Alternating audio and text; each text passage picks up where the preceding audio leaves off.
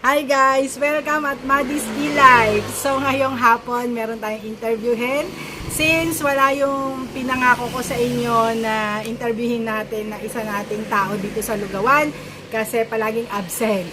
So ngayon, iba muna ang ating interviewin. Siyempre, ang pinaka-pogi. Pogi baga. Oh, maganda. Hindi ko po alam. Half-half po ito. Ipapakilala na natin ang ating ikalawang i-interviewin sa ating tindera serye. Si alias Pogi. Jarang! Hi, vlog! So ayan, pakilala muna ang iyong sarili. Tunay ko pa! Ay, ayaw muna ipaalaman tunay niyang pangalan. O sige, apelido na lang. Yo, Ramos! Ano ba? O, ikwento mo naman, paano ka napapunta dito sa amin? Una muna yung kapatid ko. Mag-aaral siya ng college. Kaya akong pumalit na mag-aalaga ng bata. O, sino yung batang inalagaan mo dito? Si Erdon. O, si Erdon ay anak ng kapatid ko na pangalawa kong sister. So, nag-iisang anak din. So, si Pogi ay kinuha na kapalit na mag-alaga. Then, after nun, paano ka naman napunta na dito sa Lugawan? Lumaki na po si Erdon. Lumaki na. Napunta ako ang Lugawan. Hindi na siya alagain. Kaya napunta. Ano yung masasabi mo sa trabaho mo ngayon dito sa Lugawan? Chill-chill lang po. Bakit chill-chill lang? Tingnan niyo po, wala po kaming customer. Ayan. O bakit? Anong oras ngayon? Alas 3. So yung mga... Mainit po kasi yung panahon. So, pag ganito, yung mga oras na mainit, syempre wala masyadong customer. Dumadami siya pag time na aalasin ko. Ano, Opo. tama? Mga ganon. Pag ganito, wala pa masyado. Lalo pag mainit yung panahon. Kaya ngayon kami nag-i-interview pag mga oras na wala kaming customer para hindi kasi natin to magagawa pag may customer tayo. So, yun. Lola! Meron kaming video bomber yan ng aking mother. Ayun, napaganda po Say yung hi lola to my namin. vlog. Say hi to my vlog na. Ay, ayun, doon. Ayun, vlog. Hi. Say hi. Oh, hi to my vlog. So, yan. Yan ang asawa po ni Kaaban. Kaya Kaabans Lugawan. So, yun. Ano naman yung mga, memorable experience mo sa Lugawan? Magka-jowa. Bakit? Sino Tsaka ba naging girlfriend mo? Napaka-pogi talaga nito eh. Ay ngayon ano? Ano?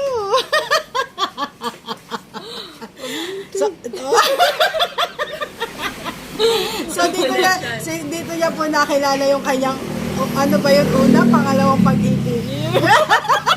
Malalaman nila.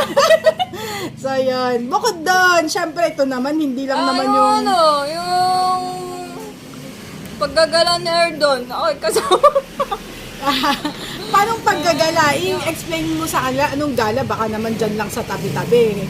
Yung pag ano ba yun?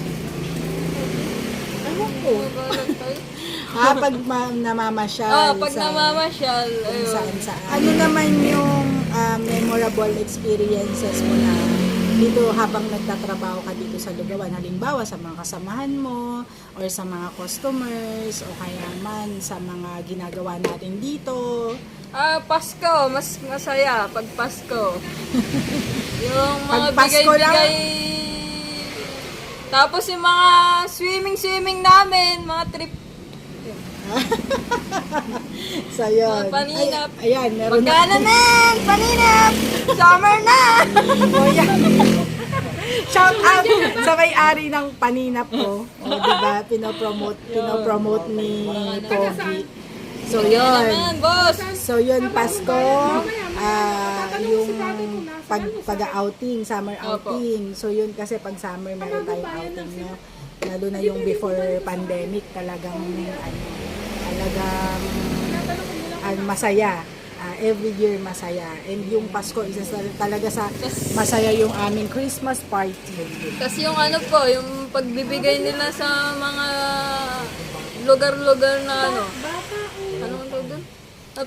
Yun. Wow, so distracting. Sandali lang.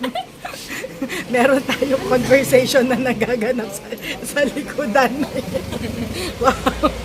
So, yun. Ano na yung mga memorable moments mo pa? Sorry naman at may nagdaang tricycle. Siyempre, dito tayo sa tabing daan, kaya medyo maingay. Yan. Ano pa yung mga memorable moments mo? Welcome to my vlog. Yung pamimigay nung kapag Pasko sa mga lugar-lugar na na liblib, mga groceries, mga laruan, ganon. Sobrang saya, nakaluwag sa puso. Nakakaluwag, nakakataba. Ano nakakataba. ba talaga? So yun, pasensya na dahil nga tayo nasa yan, marami tayong distractions. So yun, ano pa pinapamigay natin pag Pasko? Lugaw, tsaka mga Sa bata. laruan, ganon. Tapos mga groceries na mga pang-pansit, ganon po. Pang spaghetti. So yun. Yung mga memorable moments ni Pogi dito sa Lugawan kasi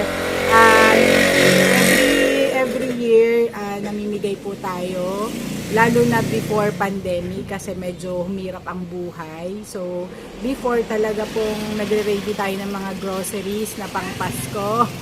Bayan. Pang Pasko. Yun, mga spaghetti package at saka yun, pang pansit and halos kompleto na po yun yung pinapamigay natin. Meron na siyang mga ingredients and meron na siyang cheese, meron na siyang mga yung basic na ingredients ng pang spaghetti. Mga laruan naman para sa mga bata. So, namimigay din tayo. Hindi lang po dito sa bayan namin.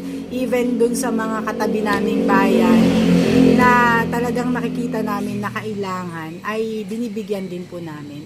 And ano pa yung di ba before ng Christmas party natin, di ba, nagpupunta rin tayo sa hospital, nagpapakain din tayo sa mga pasyente ng public hospital dito sa katabing bayan sa Pakil, Laguna.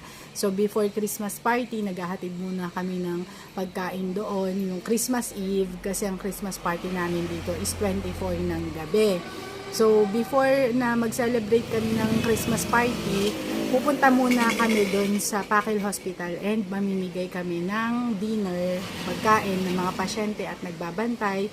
Ganun na din yung mga doctors and nurses. So binibigyan po natin yan taon-taon na kaya kilala na din po tayo doon. Inaabangan na tayo every time na 24 na ng gabi. So yun, anong masasabi mo naman, message mo naman? Message mo sa iyong sarili, joke. Anong masasabi mo sa Kaabans Lugawan? Masaya ka ba na ikaw ay nakasama namin sa Kaabans Lugawan? Masaya naman po. Sobra pong bait nila. Bukod Wala doon, akong sasabi sa kanila. bukod doon sa mga naging kasamahan mo mula noon hanggang ngayon.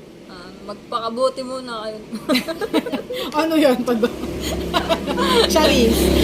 Sige ka, mamaya balikan ka niya mga yan, lagot ka.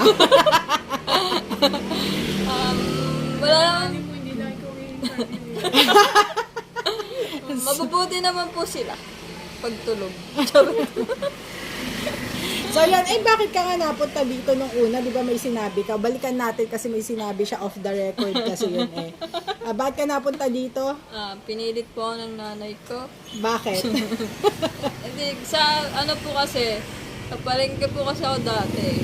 Yung sweldo ko doon, wala po sa load. Pang load lang po yun yung sweldo ko doon.